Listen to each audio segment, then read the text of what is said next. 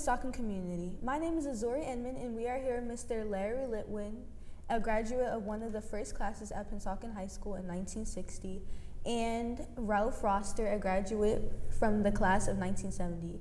As the Alumni Association blossoms, we are highlighting the alumni who have walked these same halls for 60 years. They are educators, skilled artisans, professionals, community leaders, responsible parents, and overall excellent citizens. Hello, gentlemen. How are you today? Well, Good. We're fine. Thank you. How are you? How are you? Good, and yourself? Great. Can you tell us a little bit about your careers post-graduation? Well, since you're looking at me, I will go first. It's been almost hard to believe 60 years, because I was, not since I graduated, but since the school opened, because I was in the first class that came in here.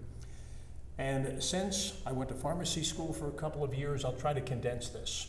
And then I decided to go to school in Iowa, so I spent several years in Iowa, and I got a degree in business. I played baseball when I was at school, also went into radio and television.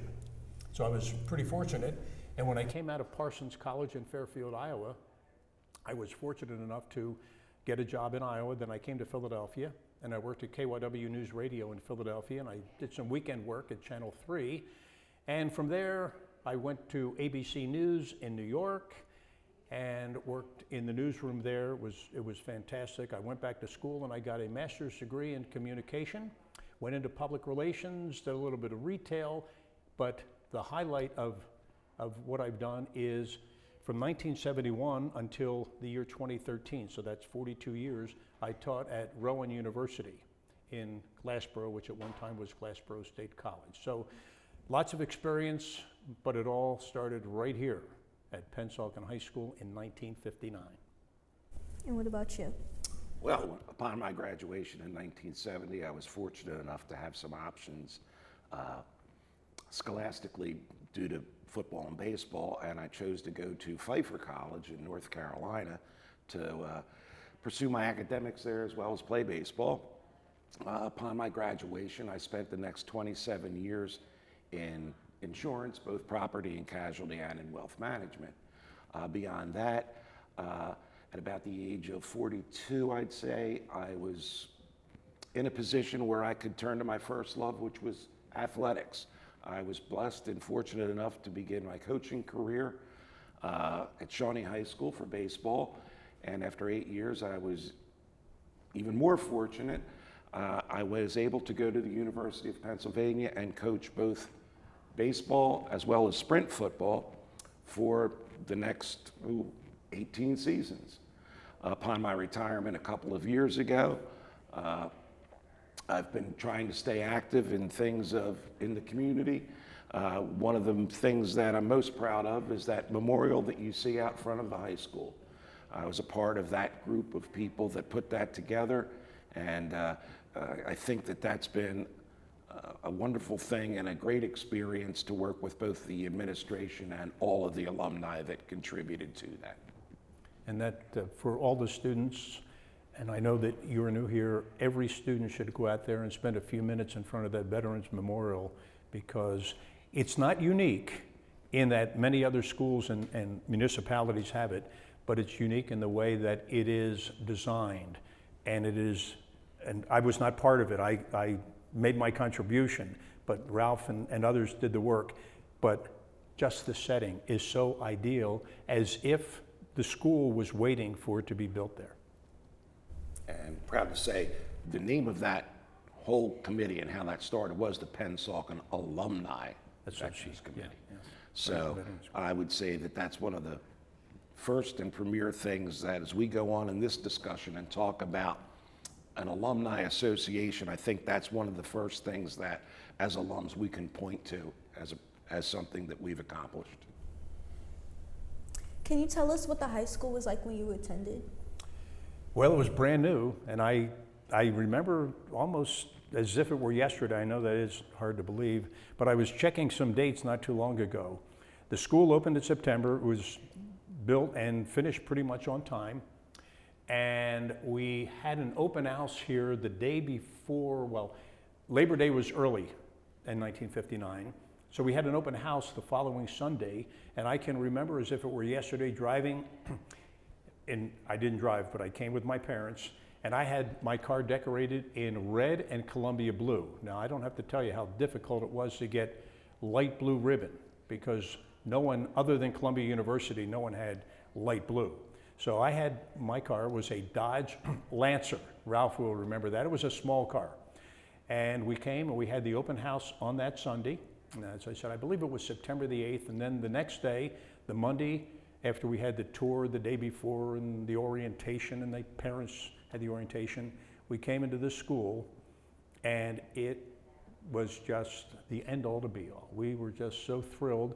And we also, it was one of the first schools, I believe, in the country that was designed, and the front of the school, the panels, were in mostly Columbia blue, as Ralph will recall. There may have been some red here and there, but the school was actually built so the front would be in the school colors.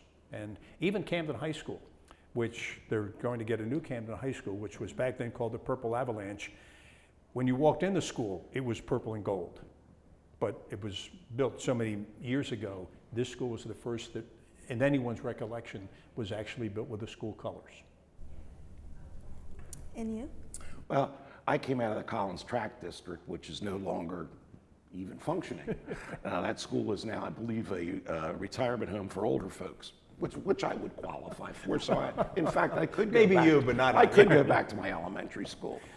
But it was a thrill to go to junior high school and then come here to go along through the next several years, next 3 years, with those that I made relationships with at the junior high level.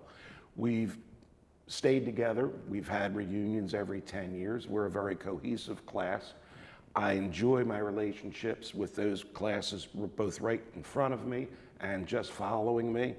I think that something that we hold dear and near to our hearts here in Pennsauken is those relationships, or are those relationships that were formulated here.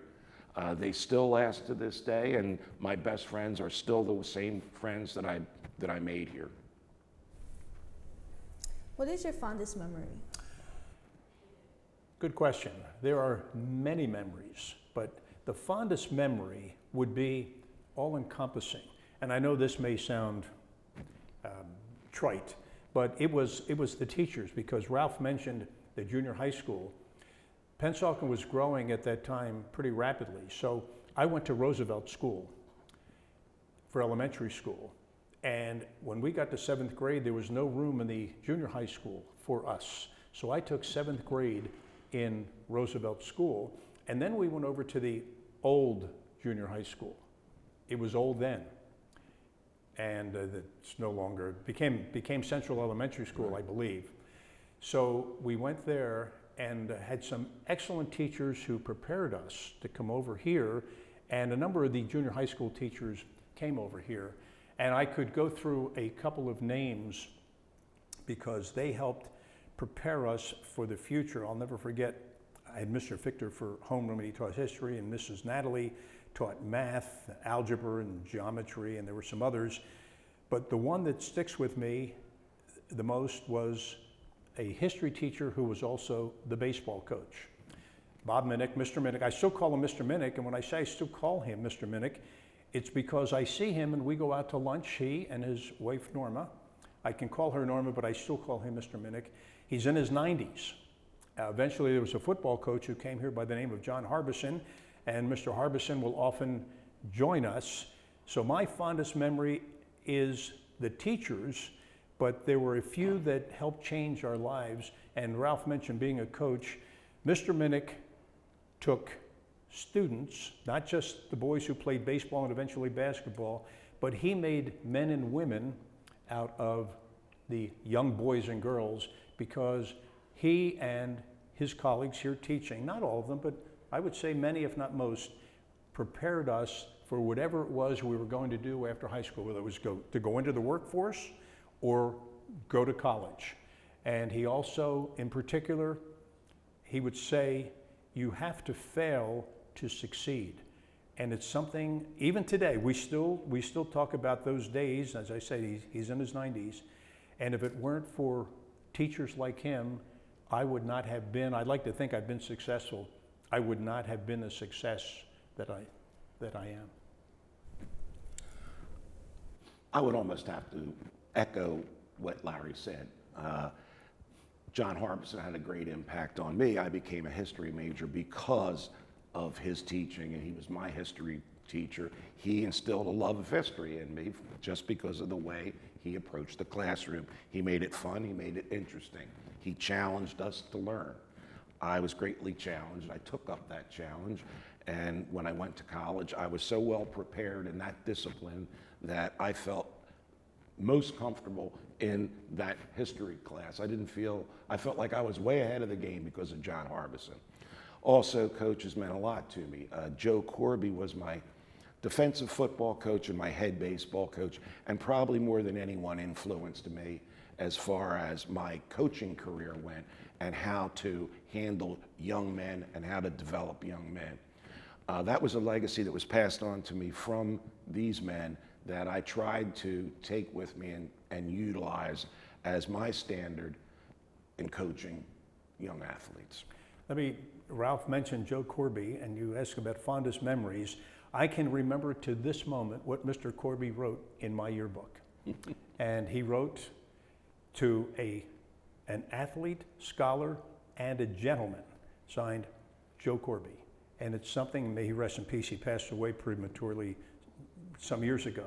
Yeah. But as I said to his wife and his kids, I said, of all the people who signed my yearbook, and will happen to you as well, I never forgot what he wrote, because he wasn't just scribbling something. He took a moment to just write a few words, and I never forgot that. And that's the kind of person Mr. Corby was as well.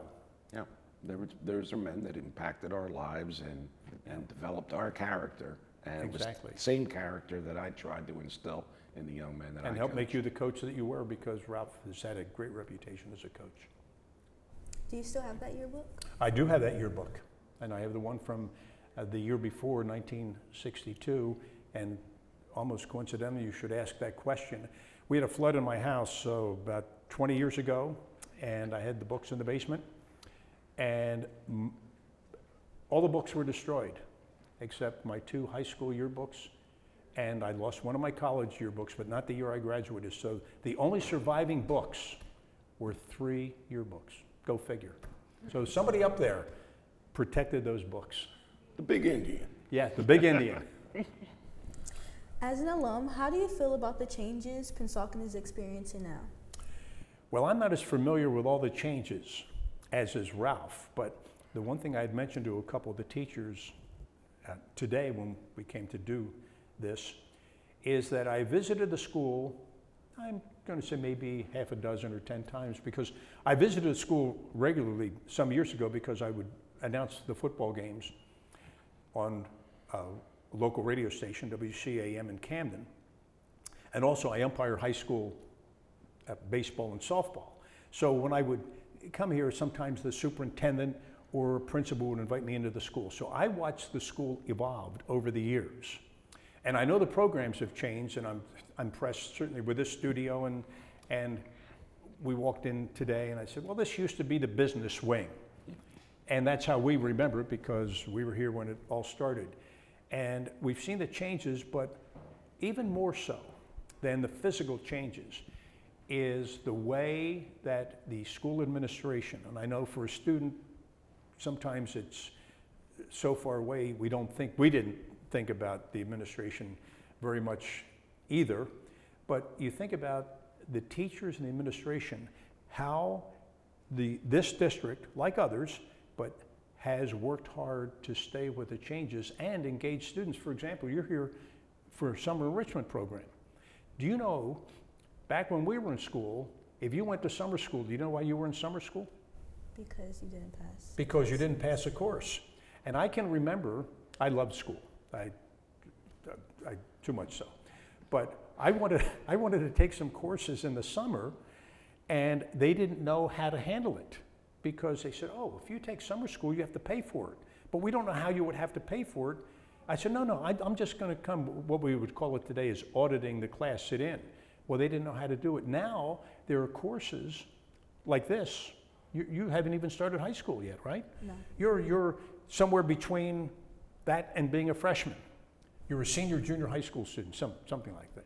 But can you imagine what you've learned that puts you 1 or 2 or 3 steps ahead. So that's what I notice about Pennsauken, and as I said, I taught for many years at Rowan, first part-time and then full-time.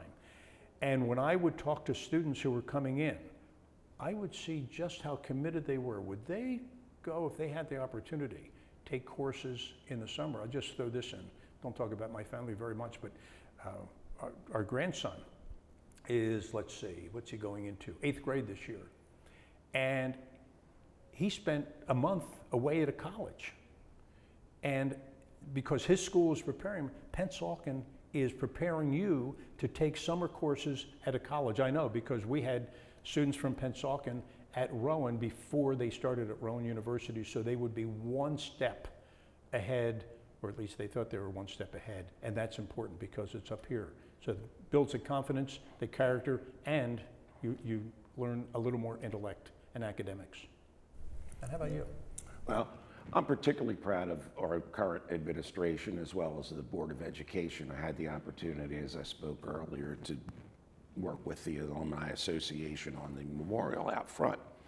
And during that time, I got to work with the new superintendent who had just showed up. He was not even on the payroll yet when we started that memorial. But he and Nick Perry, who is president of the Board of Education, were gracious enough to give us that property out front to work with and helped us in every possible way that they could, as well as the Pennsauken Township Committee. So it was a true community effort, but it started here with the administration. What I further learned and have learned and I'm very proud of is the way that we've geared our curriculum now to some of the trades and absolutely practical ways in which we can train a student up to make a viable living. We can give them a craft, we can give them an occupational path, and we've taken it to a level that I believe exceeds most other districts in that we, I know, have partnered with businesses in the area and the community to assist in the development of our student body, and they even have them look to our graduating students for jobs when they graduate. Now, we've always been a traditional academic school in the sense that we take care of the college prep people, but I think we were a little behind in the occupational areas, and I believe that not only have we caught up, but I believe that we can be and are considered to be a model now for how that should be done and what should be offered.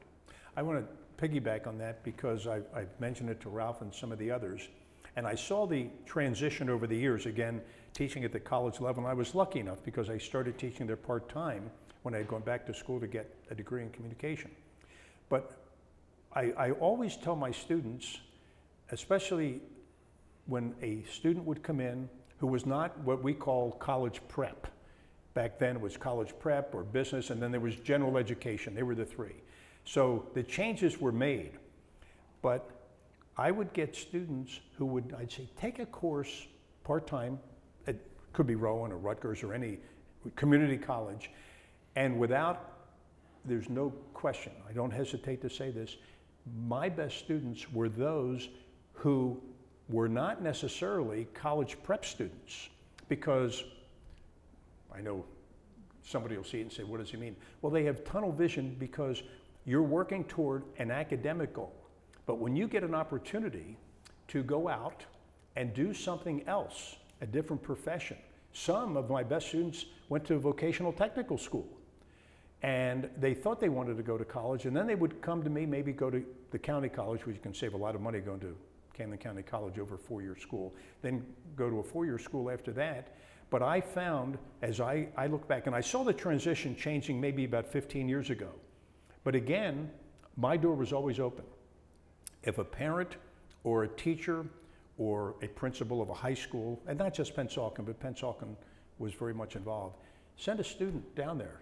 I'd have another student take the student on a tour and let the student sit down with their peer and talk about how it changed them, especially, let's say it's a Pennsauken student who is coming in. I would try to find a Pennsauken high school graduate, because you can relate much better, because even if you don't have anything in common, you think you do, and you do because you went to Pennsauken.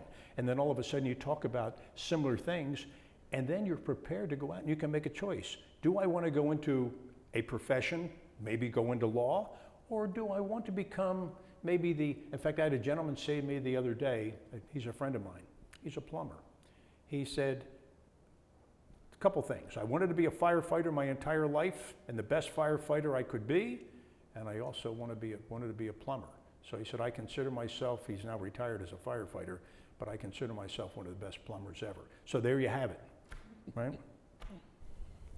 What is the vision for the Alumni Association? I'm going to let Ralph take that first, because he was so involved with the Veterans Memorial, and I can talk on a smaller level from the classes of 62 and 63. I think our goal is to create a legacy, if I can start by using that phrase. In other words, we don't want this to be a one-shot deal or one-year deal. It's something that we want to pass on to the ensuing generations, but no better way to start it than the early classes of Pennsauken. And we're fortunate enough to have some of the early representatives from 62 through 65 getting on board and getting involved. We want to attract those alums that have abilities in certain areas, wherewithal in certain areas, abilities that can coalesce and bring together ideas, the financial ability to institute those ideas over the long haul. Not only for this year, where we want to have events that celebrate the first 60 years of the school, starting with the kickoff on September 21st, which we want everybody to attend, and we know will be a fun day. That will mostly center around athletic events. However, we have a beautiful new stadium that I can honestly say that it is one of the prettiest fields that I've ever been on. And I've been on football fields all across America. And I want to tell you, this field is something that we can all be very, very proud of. But beyond the September 21st date, we want to honor those areas and those alums that have contributed to society in many different areas. For example, what springs to mind are the arts. We have a number of highly successful graduates that have made careers out of the arts and done some exceptional things. There are other areas that we'll find that need to be honored as well. This is what an alumni association is for. Primarily, though, we are here as an alumni association and want to become a supporter of the district itself, to work hand in hand with the district and to supplement them both by giving them ideas and instituting ideas that they have. And the best way to do that is to bring our classes together over the 6 decades or so that we've been around. And we're a force if we combine.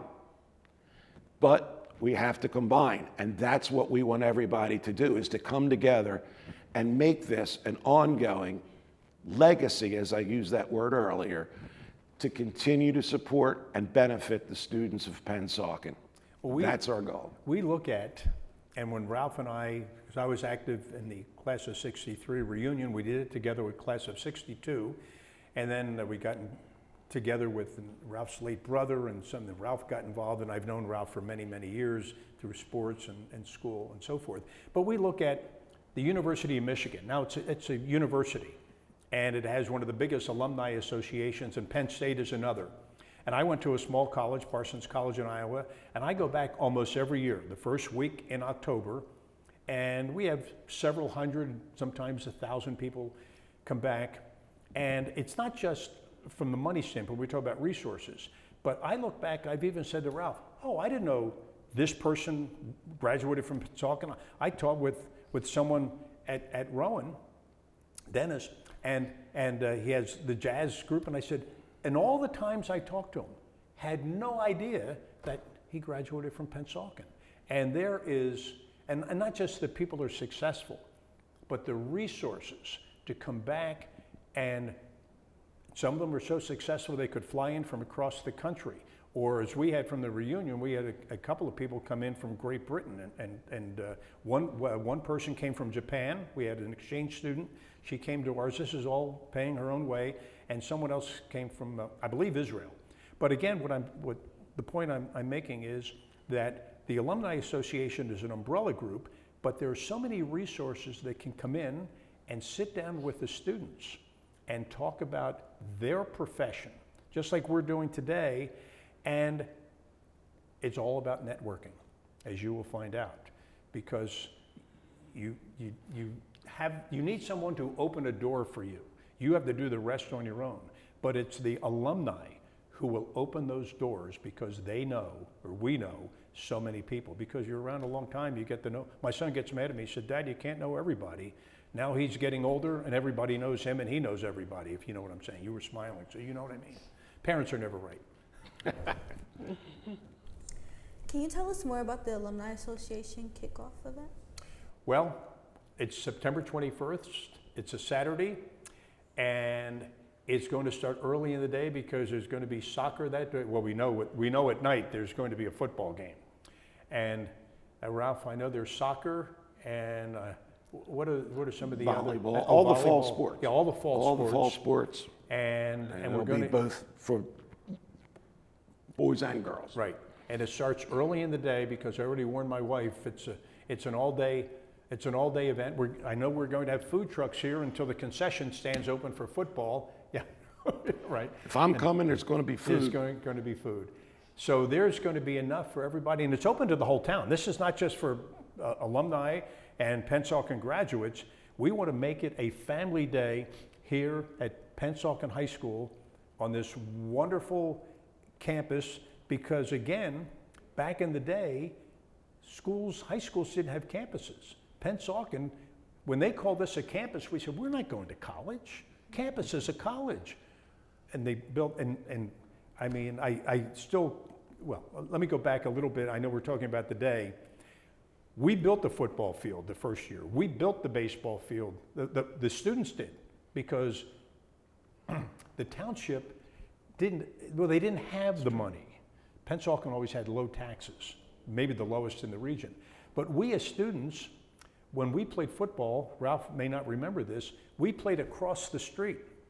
Across Hilton Road, there was a meat packing place over there where they butchered animals.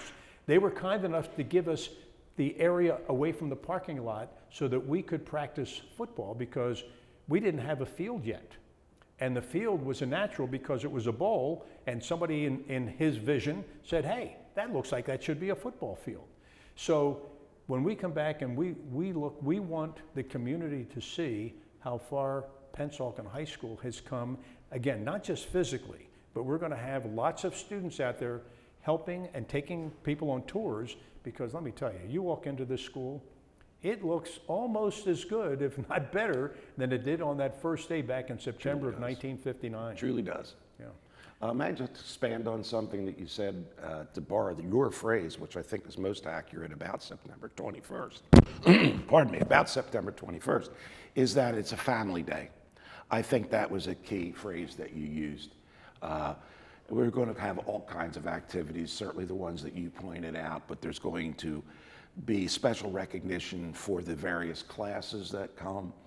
So we want everybody to register for that so they have their acknowledgement. I know that the Athletic Hall of Fame is doing their induction at halftime of the game. There's, not to dwell on the athletic side of it, because it is more expansive. I know we're trying to get, and hopefully we'll have fireworks. That remains to be seen, but I know that's a goal. There's some other goals that we have leading up to that day that will soon and continue to be developed prior to the 21st. So I encourage everyone to mark that on your calendars, come out and see what all we come up with. I have one thing I want to throw in. It's kind of humorous now because it was so many years ago, but you asked about fondest memories. Well, we had the two classes, so 9th and 10th grade, and then the next year we brought in the 3rd class, so they would have graduated in 1964.